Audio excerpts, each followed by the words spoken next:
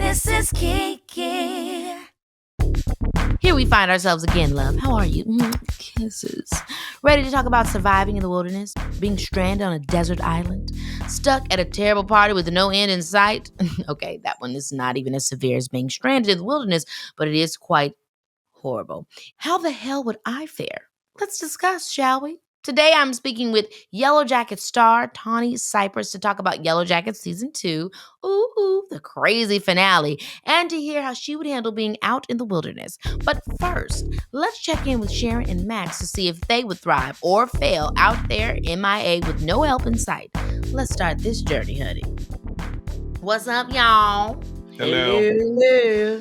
Okay, let's get right into it. Do you think that you would survive in the wilderness? I would. Okay, Sharon, well, let's start with you because you were so confident. What would Yes. you do? Why do you think you would survive? What are the skills that you obtain or have that would allow you to survive?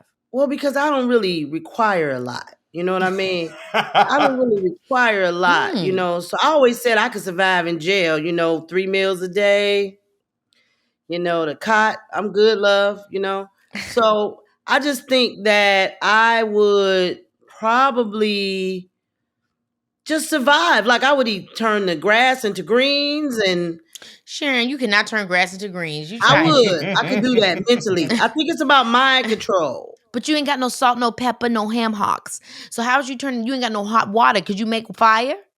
Do you got a pot? Well, yeah, you can rub sticks together to make a fire. But you ain't got no utensils, girl. How you boiling it? But you get you put me in the wilderness with no water. Sharon, you gotta boil it. You gotta boil it. You gotta boil the ocean water. You can't drink ocean water. You gotta boil it to sterilize it, I think. You need a pot to do that. You ain't got no pots, no pans. You talking about making greens, girl. So let me set the stage. You're stranded off the coast. Okay. In the daytime, it's a little warm because maybe you're off of like a nice Pacific coast, right? It's like, hot weather. We're thinking like Cali is a desert island, right? So let's say it's like hot in the daytimes. But because it's dry heat and it's not like tropical weather, it's not humidity. When it gets late at night, it's going to get cold. You're going to get a draft till the sun comes back up, right? Right. So it's a desert, desert island. So you don't have any clothing. You just came with what you have, which is some jeans and a shirt. That's all you got for clothing and whatever undergarments you have, right? You don't have any utensils. All you have are sticks. You have some palm trees though, and a couple of coconuts every now and then, right? Some coconuts are growing off of that palm tree. I would survive. And then you have, and then you don't have any water because obviously that's not how water works. No bottled water. There's no Nestle's. There's no Purify. There's no Aquafina waiting for you. You don't have any cups. You don't have any of that stuff. So all you have is your body, your person, that ocean water, sand, rocks, sticks, a palm tree, and that's it. Coconuts. That's it. So how are you surviving? I think I would survive because I got enough extra weight right here that will that's not how it works, Sharon. Keep me going for a while. That is hilarious. What about you, Max? Yeah. No. So I believe the only way I play this game is if it's Gilligan's Island, when they had that. Come on, boat. Gilligan. Well, remember on that show, they always had everyone had multiple changes of outfits. There was a chef. What was going on? That I can live with. I'll roll with. Now, if we're talking a lost situation and the polar bear runs out, I'm like, you guys shoot me first and use me for sustenance because I don't want any of these mythical games. And my last bit is Castaway is a movie that still haunts me. Do you guys remember that movie with Tom Hanks? Wilson. All he had was little Wilson. And he's talking to that volleyball for years. He went fishing. Yeah, he was fishing. Yeah, he could fish. No. Now, Sharon, I have every right to believe that you on a deserted island or in prison would thrive and probably rule the roost. I have no doubt in my mind that you could do that easily. But I, in both scenarios, fold me. I'm done. Did you guys see that Woody Harrelson movie?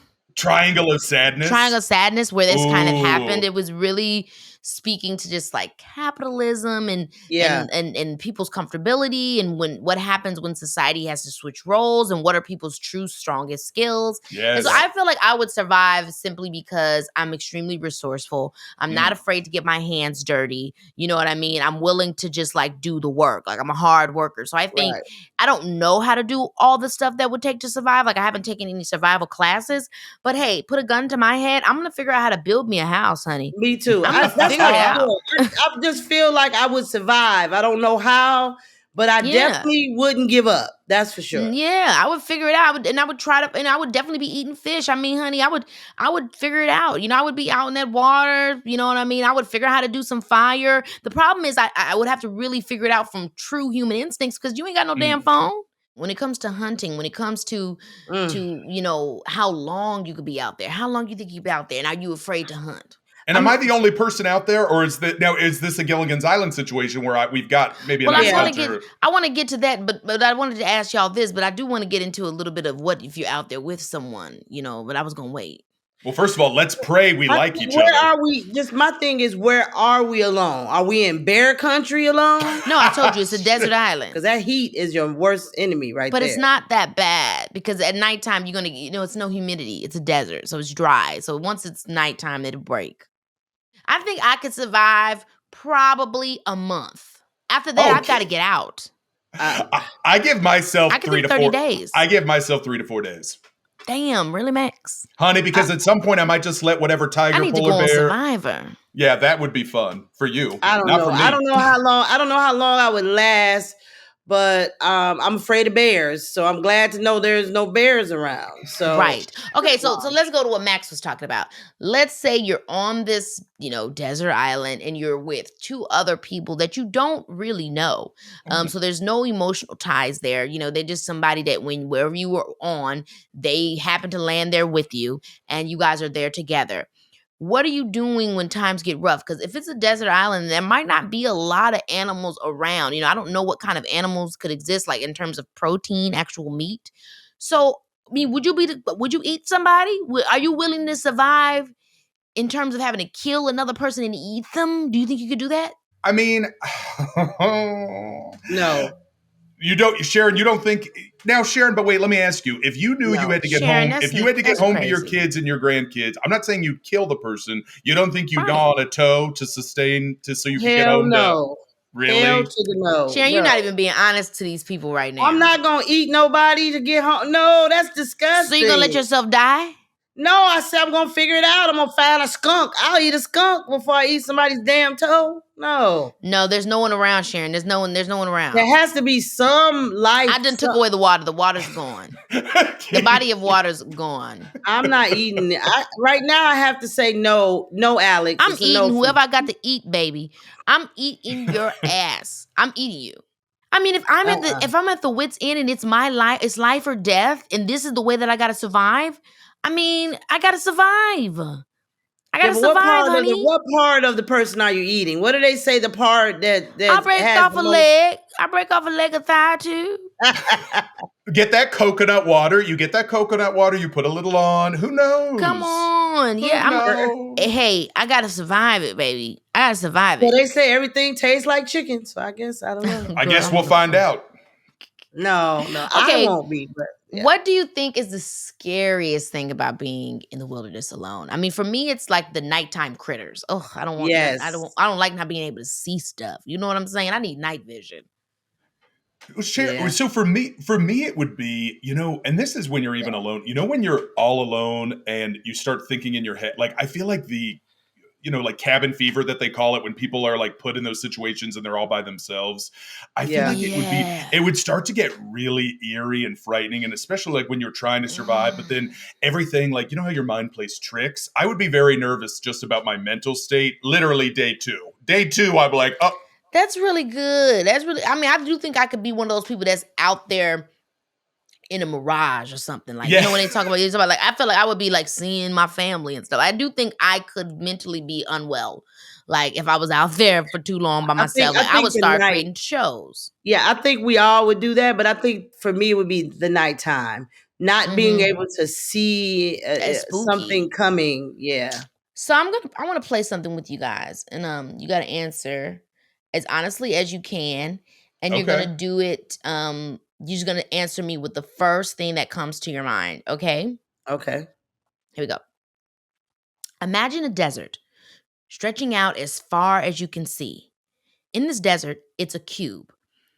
Your first task is to describe the cube. What does the cube look like, Sharon? It's clear. You can see through it. Okay, how big is it? It's like maybe as tall as a person, so 5 feet Okay, where high. is it exactly? Where is it in the desert? Yes. In the middle, off to the side, It's kind in of the just in middle. the It's in the midst. center. The Okay. center. Max?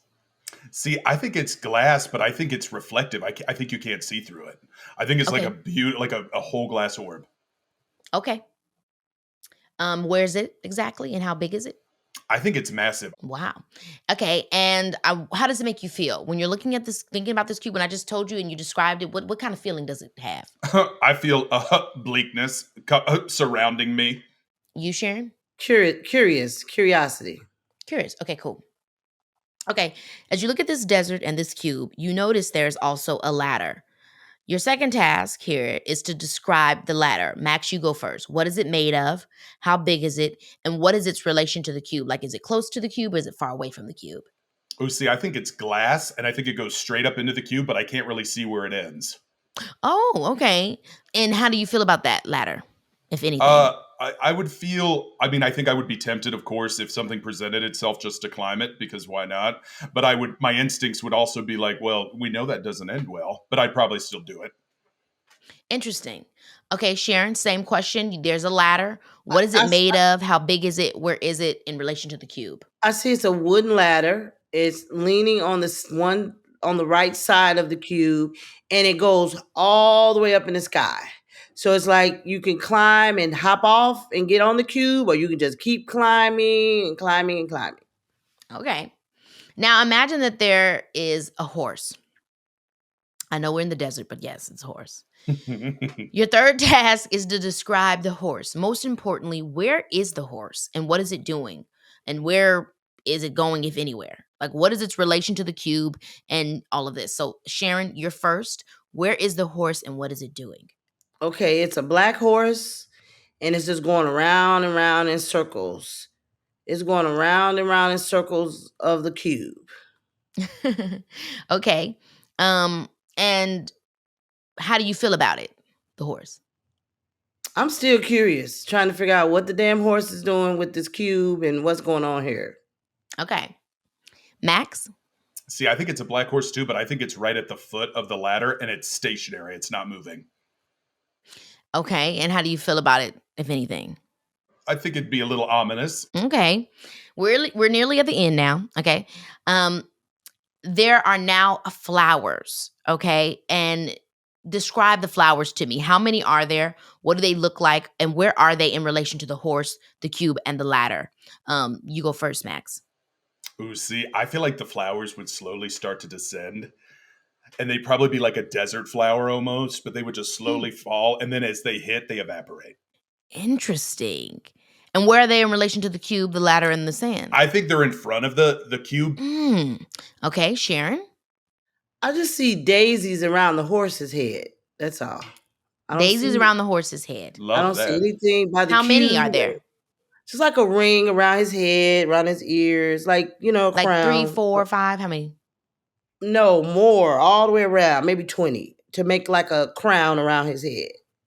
Okay. And how many Daisies was it? all roped together. How many was it for you, Max? Oh, I think I can't even count. There's so many. Got it. Okay. Final question. In the desert, there's a storm. Describe the storm. What type of storm is it? Is it near or is it far? What direction is it headed? Does it affect the horse, the flowers, the ladder, or the cube? Sharon, you first. Yeah, I think it's a tornado, and everything is going up in a circle. The horse, the cube, everything. Really? Yeah. And is it passing or is it staying? it's going up, it's swooping everything up, and it's just going around, and you can see everything going around the cube, the horse, and everything. And I'm just standing there curious as fuck, trying to figure it out. What's going on? Okay, Max. See, I think it's the rain comes down and it washes it all away, and then it's just left like blank. Okay. Okay. So who's more crazier than the other? No, I'm just So here we go. kidding. The cube is yourself. The size of the cube is your ego. A large cube means you're pretty sure of yourself. A smaller cube is kind of like that you're a little bit more modest. So obviously here, Max, your ego's quite huge. Oh, a Yours white was the gay size with a of the- huge ego. Who knew? That almost never happens. Oh, no. Sharon, yours was quite small. You know, yours was like the size of a person. So that would say that you're quite modest in your view of yourself.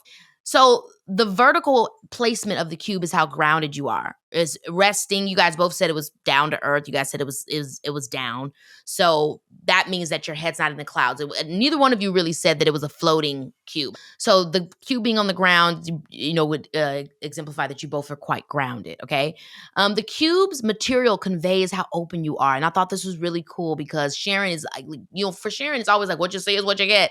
Her cube was transparent, so that means that you can actually see inside of her. You know, she's very much so what you see is what you get, and what she described her cube as was like, hey, it's, you know, you can see straight through it.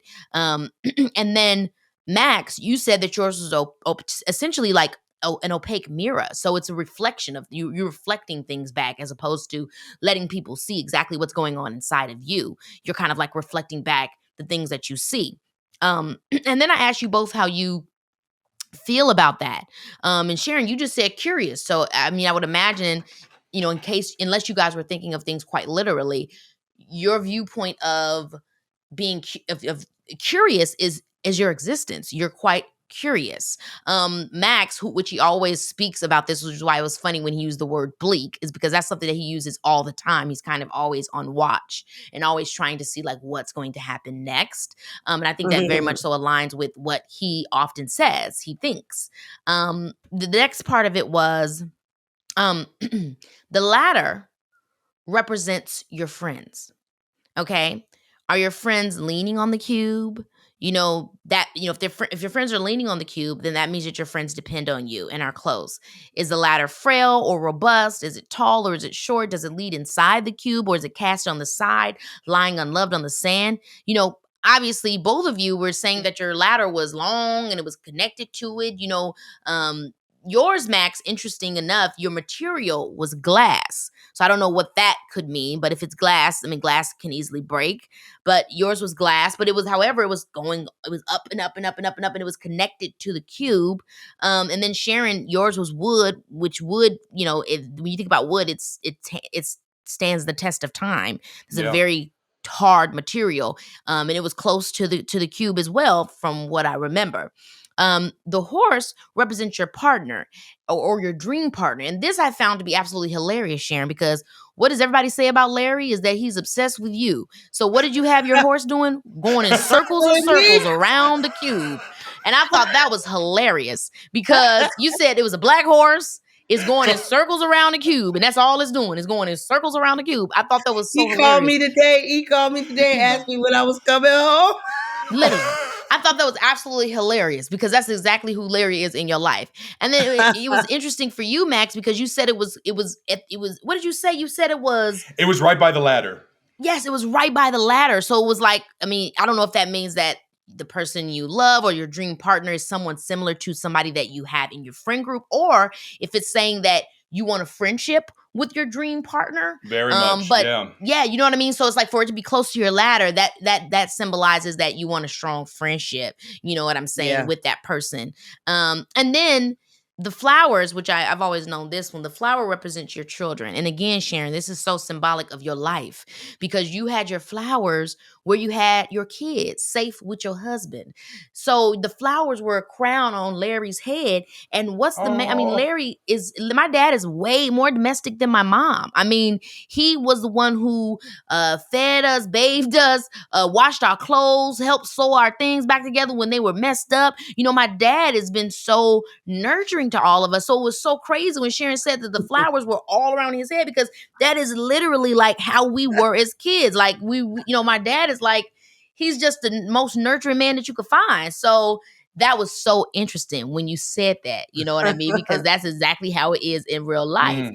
And then for you, Max, I'm curious as to what this means because you said they were kind of floating. So that makes me think maybe the idea of children is floating around in your head. But every time you kind of are thinking about it, it kind of slips from your fingertips. Because the way that you described the flowers was that they were around and they were there. But every time they came close to, they kind of just, slipped away. But then you also said they were falling. So maybe it was like the idea is coming and then maybe they're falling near your friends and your mate, your dream mate. I'm not sure, but only you can really decide where that goes. And then the storm, this was really interesting. You both confused me with this one. I was not sure how this one goes for y'all.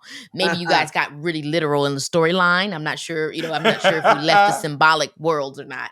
But it said the storm represents a threat. So this speaks to the current state of a person and how they perceive risk in their lives. Some may see a distant storm on the lip of the horizon, fading from sight. Others may view themselves in the midst of a thunderous apocalypse, hailstones the size of tennis balls. You both saw storms where you were. But what's interesting for you, Sharon, is that you said you were here we are again, just curious. So you didn't feel afraid of it, even though you said it was a damn tornado and all this kind of crazy shit going on. You just said you were curious. So yeah. I take that as you're not a fearful person. You feel like there's always danger in sight, but you're not going to let it shake you. You're just going to be observant of the situation and see how you're going to make way of it.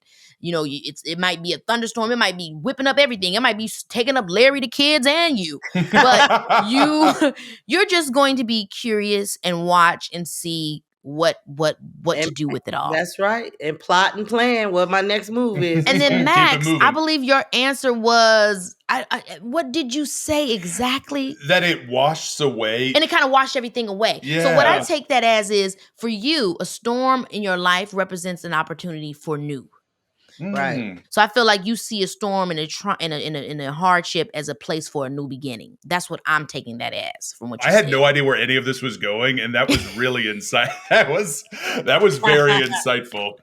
That's my favorite game to play with people when I'm trying to get into their minds. And the fun thing about it is that no one really, you know what I mean? It's like, it's one of those things where it's like, you don't know where it's going, therefore your answers are the most honest and they can really tie back to kind of what you're thinking in your subconscious. And obviously, desert island, we're talking about wilderness. I thought it was the perfect time to play this game with you guys. Perfect. I had fun. All right. Keke, not that little wicked laugh at the end. I'm in your thoughts. Okay, well, this conversation really opened up my eyes to see what you two would do if you were stranded in the middle of nowhere. And let's just say, I'm not too sure I would want to be stuck with either of you. But let's get into my conversation with Tawny Cypress because I bet that she will be a badass out there. Baby, this is Keke. So we have been talking all about survival today, and it's because I have been obsessed with Showtime's Yellowjackets. I mean, I cannot stop watching. And the finale just came out, but I'm really excited to be sitting here with the one and the only Tawny Cypress. Tawny, welcome to the show. Oh, thank you so much for having me. Oh, it's so nice to meet you, Keke. It's so nice to meet you. I have been a huge fan of Yellowjackets since it came out last year. I don't even know if it was last year. It seemed forever for us to get this second season. So I am very happy that it's back. And every time that I think I know what's happening with the show, something crazier happens and all these different things keep being just revealed. So, I mean, I want to take it back to the beginning with you because I actually know one of your producers, Jackie Cesario. Love Jackie. Yes, Jackie and I work together all the time. And so, I mean, when I first found out about the show, I was like obsessed and talking to her about it. That's But I great. got to figure out how did you get involved? What was your introduction to the show? Oh gosh, I auditioned for it like any actor auditions for something, and I got a call back. Well, it was all on tape at that point, Okay. and self tapes. So I took some direction and I got hired. It was a really quick process. Wow. I don't know. The casting has been so incredible on the show. I'm not really sure how she does it, but yeah, it was a quick process for me. But yeah, as an actor, you get all these scripts that come Right. through, and this one came through, and I was like, wow, this is a really neat premise. I'd watch this show. So What did you actually think? I mean, obviously, I'm sure during the audition process, you knew the basis of it, which is okay, these girls get lost in this wildlife scenario and they've got to figure out how to survive. I mean, when it came to all of the other like nuances in the show, the whole dark energy and just the mm, flashbacks and stuff, how much of that was revealed to you early on? nothing at all, nothing at all. No, I had Whoa. no idea there. In the audition scene, one of the scenes I had to do was the first from the pilot, the diner scene between Thaisa and Shauna. And in that scene, you can sort of figure that there are secrets not being told and stuff but that's basically where I sat with it until I talked to the creators of the show after I got the project. And they were like, guess what? Mwah, mwah. That's hilarious. Yeah. Okay, so obviously the show is a fiction, but I mean, I've read that there are actually some real life stories that inspired parts of the show, like the Andes flight disaster, where like Uh-huh. members, I guess, of the rugby team. Yeah. I mean, did you look into any of those stories when you were preparing for the role, kind of No, watching interviews or anything? no, I mean, I've read those stories before. I'm a true. I don't want to say I'm a true crime enthusiast, I do love but true crime myself, okay. though. And then, of course, there was that movie that came out, I think, in the early '90s that we all saw growing up. So Hmm. there were. I knew the stories, but I didn't do the research like that. No, uh, I feel like in a desperate situation, Anything's anybody would possible. eat another person. I don't know. That's Yeah, what I no, I think. feel the same exact way. I mean, I feel like if it was life and death, honey, and I had to do it. I mean, You especially if it was a know, situation like my girl, who passed away. If she's already gone, she then gone. Jackie's gone. Then hey, we got to eat her. So I mean, how Hilarious. do you prepare for a role like this? Thaisa, she going through a lot. I mean, she's Yeah, got to be a political force. Then she's having all these random, figment of imagination moments with her wife and her yeah. son, and she's killing the damn pets, and she has a lot It going is on. And then there's the whole history that we keep uncovering that I'm not even sure if the writers yeah. Well, know all I of it wanna know already. too, quite Right. So they don't honestly. tell y'all. I haven't been told anything. I know that my story is a slow burn. Right. It's ever Um, evolving. so there's a lot more to come, and they don't tell me much, and I don't ask much because, I don't wanna act beyond what my character might know. Right, right. Just a quick like sideline. Living in the mountains, doing a show about all this extra out like life stuff. I mean, did it spook you at any point going No, home? I mean, I'm a mountain girl. I'm a nature type person. Cities bother me, so I knew I would always be in Wow. the mountains. We have 36 acres up here, and there's nothing around. In fact, the clouds rolled in last night, and were backlit by the sun over our mountain, and it was so creepy. I was like, "This is straight from my show." It's Exactly. So, I yeah. mean, when you're watching some of the stuff in the show, I mean, obviously they're under extreme circumstances. I'm sure when you're in the mountains that you have a little bit more support than they do. Well, But are there the are there any comfort. similarities or things that you like that wouldn't happen or. No, they're a lot more remote than I am for sure. There are days you can't get up and down the mountain because of the snow. So I understand being Wow. trapped, but no, they had it a lot worse. I have all the creature comforts of home, so I'm good. I love it. Yes, yes, of course, modern living at I at the can end of the enjoy the day. view. I'm not terrified by it. Now, Jasmine Savoy, I've become a fan of her. She's really cool. And obviously the show, it takes place, in the present and in the 90s. So, I mean, do you get time to really hang out with her or get to know her? Or you guys are the same person, but in two different time periods. Yeah, I mean, it's hard because when she's filming, I'm off, and when I'm filming, she's off. They Wow. split up the teens and the adults. So finding time to meet up is really hard, but we text a lot, we talk a lot. Oh, that's cool. Yeah, last year we were very close.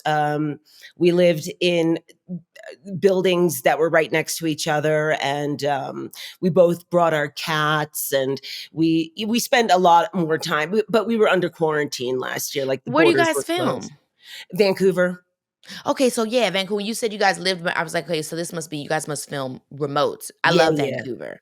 Yeah. Love, love, love Vancouver. That's I love awesome. Vancouver too. The food is amazing. I miss it. Yeah. I got to work there a few times, so I really love it. I'm sure you guys are going to get a third season. So you'll be we back. got picked up. We got picked up. But when we Yeah. film, I don't know. I stand with the writers. Okay, exactly. I've seen them out here doing that thing, and I'm like, get it going, honey. Right? Okay, I'm Yeah. here for it. Yeah. So what would you say is the most, well, first I'll start with the favorite. What was your favorite part of season 2 to film? The finale was my least favorite part of the season to film. But my favorite part was, I think, anytime all of us girls are all together is a really fun time for me. We have a lot of fun. Juliette Lewis becomes like a 14-year-old boy after about 10:30 at night. It's a thrill of a lifetime to spend time with these ladies. But so anytime that we got to spend time together was always a fun time. Yeah. I love I also that. really liked crashing the car with my wife. I mean, I love So Rukia. you do your own stunts. It's giving Tom Cruise. It was really fun. They had it all rigged up. It was sort of like a little, roller coaster. Oh my gosh, that's so cool. I've done a couple of stunts, and sometimes it can be fun, especially when it's like totally Safe. rigged and safe. You're like, let me do it again. You can really lean into it and have fun with it. Yeah. Well, you kind of already answered this, but what was your least favorite part to film this season and why? The finale, for obvious reasons. I had to go in and do ADR for the finale, and they, without telling me, they set up the screen for the final scene of the adult women. And just thinking about it now, it makes me tear up. I was just bawling my eyes out. I was like, why would you do that to me? I don't want to see this.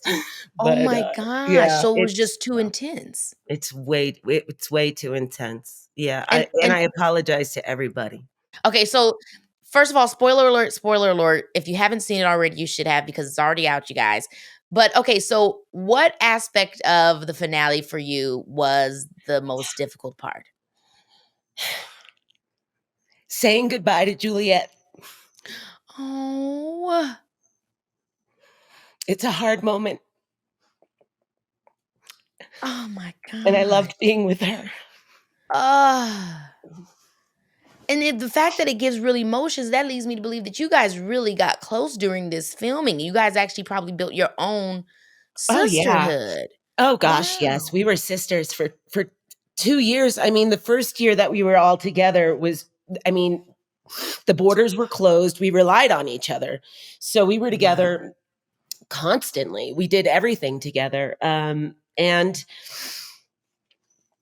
saying goodbye to any of them would be tough, but Juliette is, she's walking art, She is. She's amazing. She's walking art. So, and so when you read the script and you saw what was going to happen in the finale, I mean, did the emotion hit you as quickly, or did it kind of take a slow burn? It did. Okay, wow. It hit quickly, and we choked through it. It was hard to shoot. It was the last thing we shot of the season. They shot it in order, so her death is the last thing we shot. And yeah, it was rough. But then honestly, the way that they cut it together, it's just so fucking beautiful. It's really heartbreaking. It's beautifully shot, the show. Yeah. Baby, this is Keke Palmer, yeah. When you are filming on a show, working on a show, because I'm sure you've had moments where, people pass and different work that you've done, but Yeah. do you think that it's just the relationship that you guys had off camera, or do you feel like sometimes the storylines that you guys are acting out, like when it comes to the intensity of the writing in Yellowjackets, does that lend itself to also the emotion? For sure, for sure. I mean, but it's mainly the love that I feel for these women. We do shoot a lot of intense stuff, and we have to Sure. spend hours upon hours, days. I mean, that last scene that we shot until 6 o'clock in the morning, Yeah, in the yeah. freezing cold, in the forest. And that bonds you, just that, Yep. you know. But then, we do brunches together. Yeah.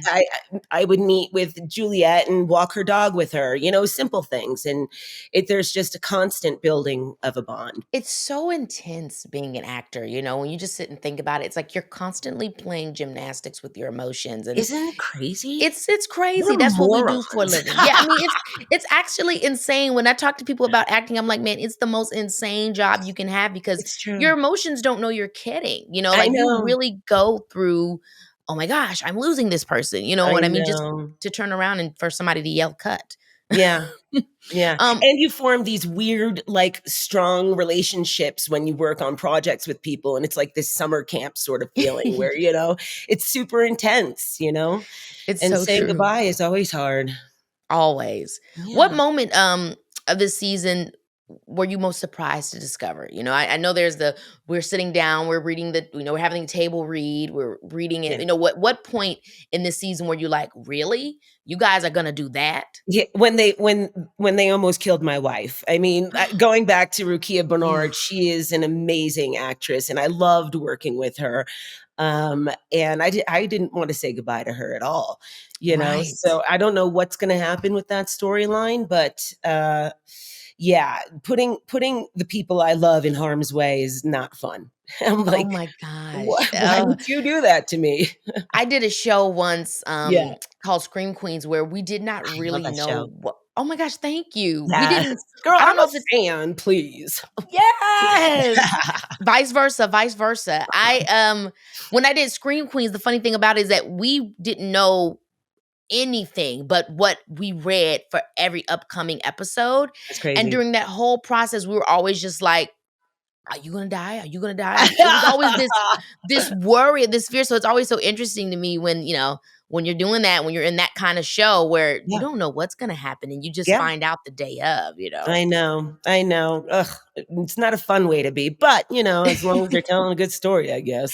Exactly. Now the fans have come up with some crazy theories for the show. Have you ever read any of them or God, yeah. found any interesting ones? I'm a You have? lurker. I'm all over Reddit. I love reading those Oh my gosh, theories. Reddit, first of all, deserves an Oscar. I don't know if there's an Oscars for, like sites, but like Yes, Reddit, the people on Reddit I live for. I So know. Me too. what is the craziest Reddit conspiracy theory about Yellow Jackets that you've read? I If you can mean, remember. all of the who's dead, who's alive, is Javi, Adam, is all that sort of stuff. That Ooh. always gets me because I'm like, you guys are so wrong. You're so wrong.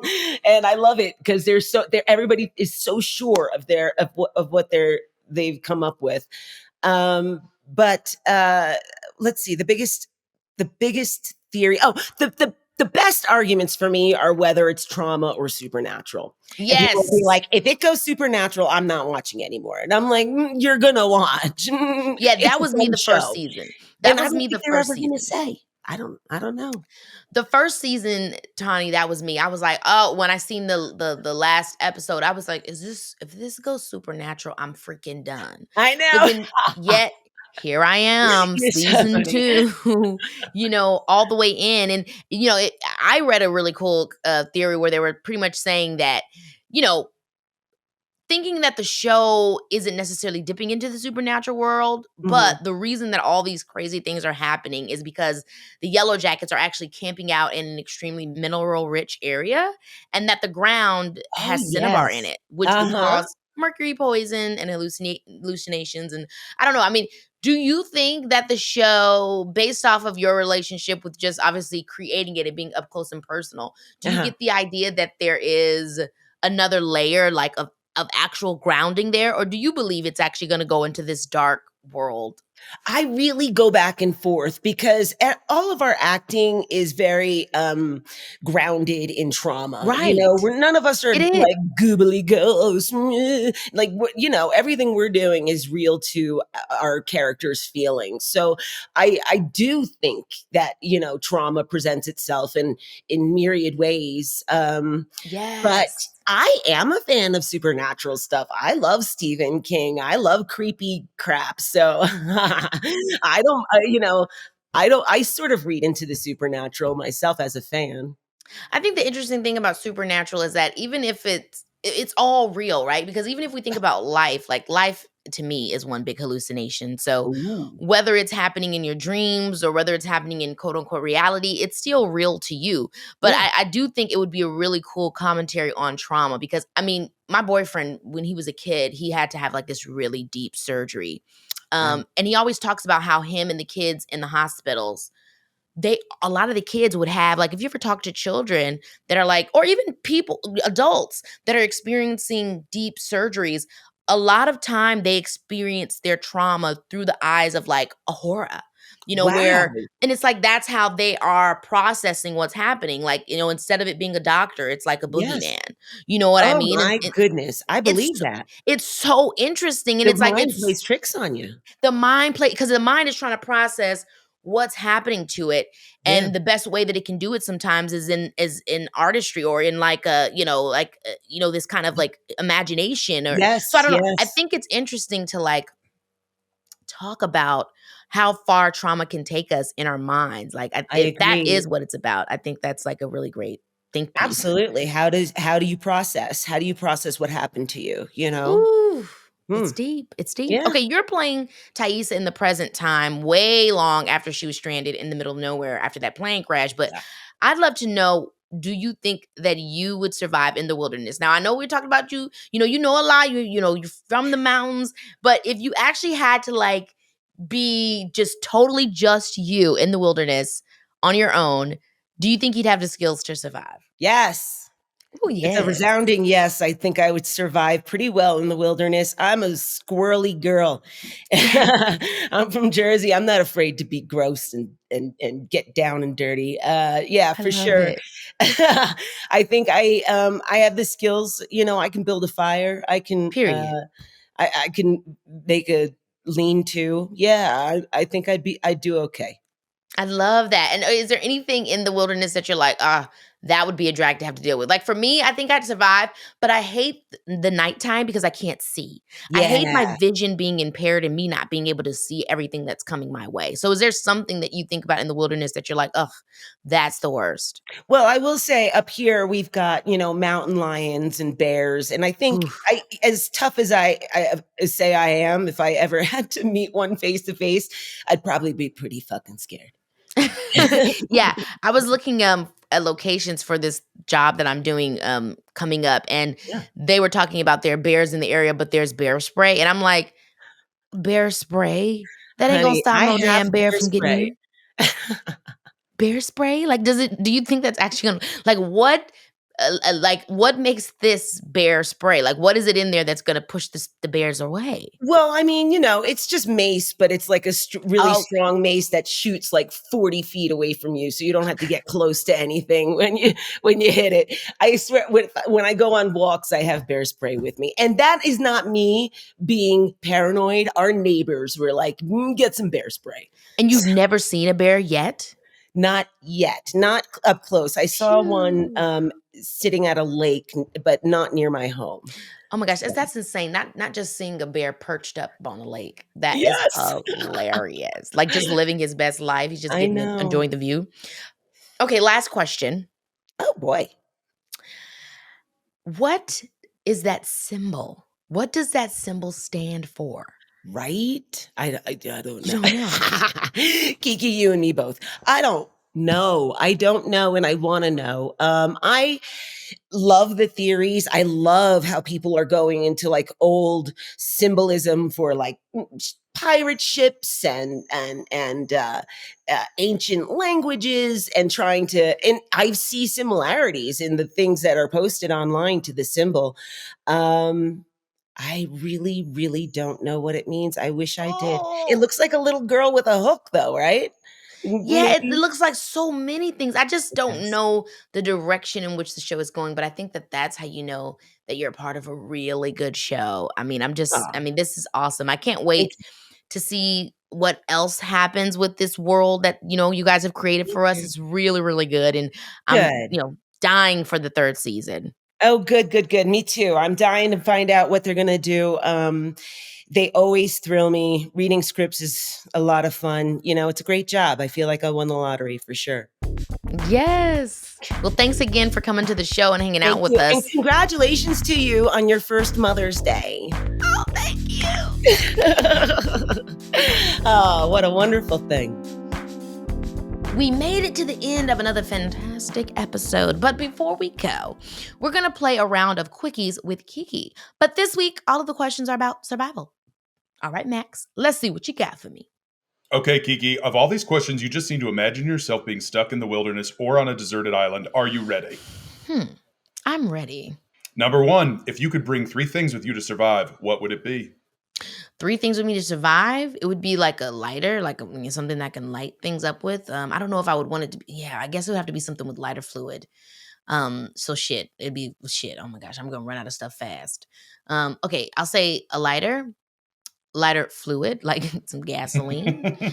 And then the final thing would be like utensils. I would want to bring like pots and pans and stuff. Okay, if you could bring 1 person with you to help you survive, who would it be and why? 1 person? Oh my gosh, I would bring Darius. Do you see those muscles? His ass is gonna be chopping wood and everything else in between. He gonna have to build us a house, and we could procreate. If you were trapped on an island, how long do you think you would survive? I mean, if it was me and Darius, we could survive a lifetime, and we'd actually prefer it there. But if I'm just by myself, then I'm thinking 30 days only. Fair. Okay, if you could pick 1 fellow celebrity to be trapped with, who would it be and why? A celebrity. The Rock. Honey, I'm trying to survive. Don't you understand? I'm There you bringing go. Dwayne The Rock Johnson. He's going to be able to handle everything I need done. And last but not least, if you were left on a deserted island with either your worst enemy or no one, which would you choose and why? Either my worst enemy or no one? Yep. I mean, I don't really have a worst enemy. I do. I just thought of him. I can't tell y'all who it is. Shit, I'm alone for the rest of my life then. Oh, you would not want to be stuck on the island with that person? Absolutely not. Absolutely not. And I mean that. All right. Well, that was a lot of fun. Thank goodness I've yet to face the wilderness, honey. You know your girl likes her comforts too much for that nonsense. I'll see you soon, angels. And until then, you know it's your girl. Baby,